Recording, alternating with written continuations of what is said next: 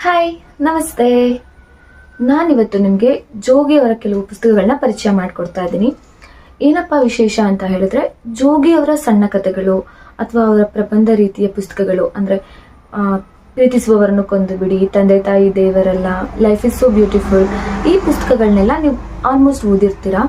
ಆದರೆ ಜೋಗಿಯವರು ಕೆಲವೊಂದು ಕಾದಂಬರಿಗಳನ್ನ ಕೂಡ ಬರೆದಿದ್ದಾರೆ.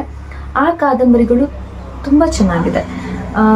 ಏನಂತ ಹೇಳಿದ್ರೆ, ಒಂದು ವಿಭಿನ್ನ ಕಥಾವಸ್ತುನ ತಗೊಂಡು ಬರೆದಿರುವಂಥ ಒಂದು ಕಾದಂಬರಿಗಳಿದೆ. ನಾನು ಅದರಲ್ಲಿ 3 ಕಾದಂಬರಿಗಳನ್ನ ನಿಮ್ಮ ಮುಂದೆ ಇವತ್ತು ಪರಿಚಯ ಮಾಡಿಕೊಡ್ತಾ ಇದ್ದೀನಿ. ನಾನು ಓದಿದಂಥ ಈ 3 ಕಾದಂಬರಿಗಳು ನನಗೆ ಇಷ್ಟ ಆಗಿದೆ. ಹಾಗಾಗಿ ನಿಮಗಿದರ ಒಂದು ಸಣ್ಣ ತುಣುಕನ್ನ ನಾನು ಈ ವಿಡಿಯೋ ಮುಖಾಂತರ ತೋರಿಸ್ಕೊಡ್ತಾ ಇದ್ದೀನಿ. ಮೊದಲನೇ ಪುಸ್ತಕ ಅಶ್ವತ್ಥಾಮನ್. ಇದು ಕೂಡ ಒಂದು ಕಾದಂಬರಿ. ಅಶ್ವತ್ಥಾಮನ್ ಹೆಸರಲ್ಲಿ ತುಂಬಾ ಪ್ರಯೋಗಗಳು ಅವಾಗವಾಗ ಆಗ್ತಾ ಇರುತ್ತೆ. ಅಂತ ಹೇಳಿದ್ರೆ, ಮಹಾಭಾರತದ ಒಂದು ಪಾತ್ರ ಅಶ್ವತ್ಥಾಮನ್ ಇನ್ನೂ ಜೀವಂತವಾಗಿದೆ ಅಂತ ಕೆಲವು ಊಹಾಪೋಹಗಳಿದಾವೆ. ಕೆಲವೊಬ್ರು ನೋಡಿದ್ದಾರೆ ಅಂತ ಹೇಳ್ತಾರೆ.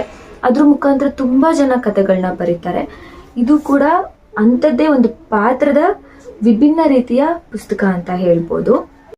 ಒಬ್ಬ ಫೇಮಸ್ ನಟ ತನ್ನ ಜೀವನದಲ್ಲಿ ಏನೆಲ್ಲ ಒಳ ಕೊರಗುಗಳನ್ನ ಹೊಂದುತ್ತಾನೆ ಅಥವಾ ಅವನು ಸಾಮಾನ್ಯ ಜೀವನನ ಹೇಗೆಲ್ಲ ಮಿಸ್ ಮಾಡ್ಕೊಳ್ತಾನೆ ಅನ್ನೋದನ್ನ ನಾವು ಈ ಪುಸ್ತಕದ ಮೂಲಕ ತಿಳ್ಕೊಳ್ಬೋದು.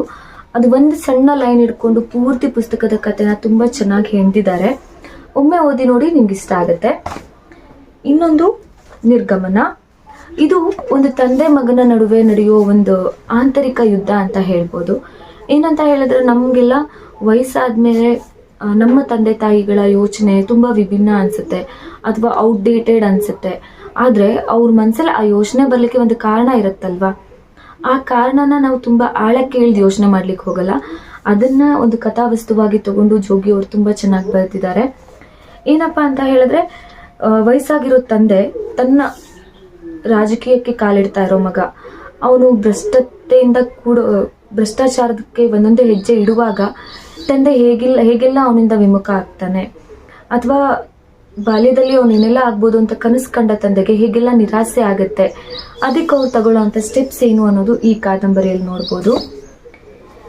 ಇನ್ನೊಂದು ಹಸ್ತಿನಾವತಿ. ಹೆಸರು ನೋಡಿದ ತಕ್ಷಣ ಅಥವಾ ಪಿಕ್ಚರ್ ನೋಡಿದ ತಕ್ಷಣ ನಮ್ಗೆ ಅನ್ಸುತ್ತೆ ಇದೊಂದು ಮಹಾಭಾರತದ ಕತೆ ಅಂತ. ಇಲ್ಲ, ಇದು ಈಗಿನ ಭಾರತದ ಸ್ಥಿತಿಗತಿಯ ಹಸ್ತಿನಾವತಿ ಕತೆ. ಏನಂತ ಹೇಳಿದ್ರೆ, ಹಸ್ತಿನಾವತಿ ಅಂದ್ರೆ ಮಹಾಭಾರತದಲ್ಲಿ ಬರೆದಂಥ ಕೆಲವು ಪಾತ್ರಗಳು, ಆ ಕೆಲವು ಪಾತ್ರಗಳನ್ನ ನಮ್ಮ ಈಗಿನ ಕಾಲಘಟ್ಟಕ್ಕೆ ಯೋಚನೆ ಮಾಡಿ ಅಲ್ಲಿರೋ ಪಾತ್ರಗಳು ಇನ್ನೂ ಜೀವಂತವಾಗಿದಾವೆ ಅಂತ ತೋರಿಸ್ತಾ, ಹೇಗೆಲ್ಲ ಆ ಪಾತ್ರಗಳಿಗೆ ಮರುಜೀವ ಕೊಡ್ತಾ ಈಗಿನ ಕಲಿಯುಗದ